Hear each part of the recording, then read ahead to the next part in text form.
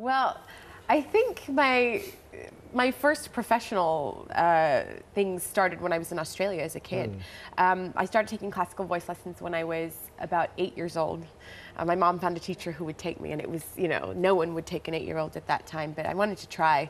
And then I basically fell in love with singing at that very first lesson. I realized that I was able to produce this classically trained sound, and that it would distinguish me in a way that all the other things that I was doing, which I was doing musical theatre and pop singing and jazz, ballet, tap dance, modern dance, drama classes. I was doing everything, and piano, but I thought the classical singing was the thing that would define me. Yes, because it was a Whitney Houston number, wasn't it, that you first won? Well, yeah, I went on a talent show in Australia called Young Talent Time, which is a bit sort of like the X Factor and Britain's Got Talent all combined into one, and I was one of the youngest people to ever win that competition in all fields, the best talent under 16. So I was a sort of 8-year-old, tiny little kid with a slightly big head. My head was bigger than the rest of my body, so, and I got to sing, yeah, live on television. What about your contemporaries at the time? Did they think it was an odd thing for you to be doing, or because it's not classical music at that age is not? No, I know it's quite sort of going against the grain in some ways, because less people would take that path at such a young age. I didn't know anyone else who was taking that choice at my age. Now I think there are a lot more kids who want to start, and I get letters from fans all the time of kids who are asking for advice.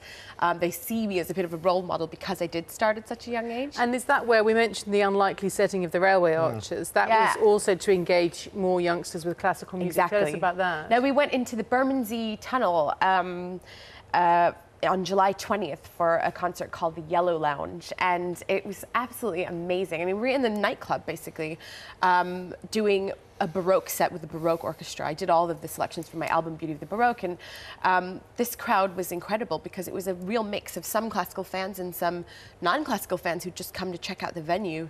And it was amazing to have a crowd like that in the dark in the metro. You know, the tube station was running above us, so sometimes you'd hear this rumbling that would come up at perfect moments during my arias, you know, to sort of add sound effects.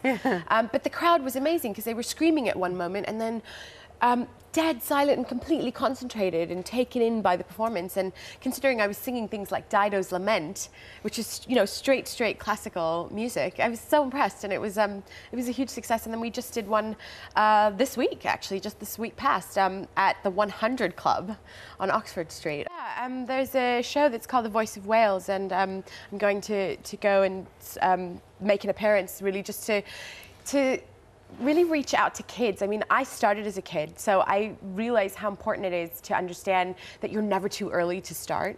And that was something that I definitely felt when I was that age, that people said, well, isn't she too young? And I wasn't too young. I mean, when you love something, you're never too young to begin to learn about it and explore and see. Maybe that's a dream that you can fulfill when you're older. And so I'm so excited to be a part of the show, really, to be able to go out there and say to all the people in Wales that, you know, come and see whether you love singing and classical singing. You could become a great opera singer one day, or a classical singer, musical theatre, whatever it may be.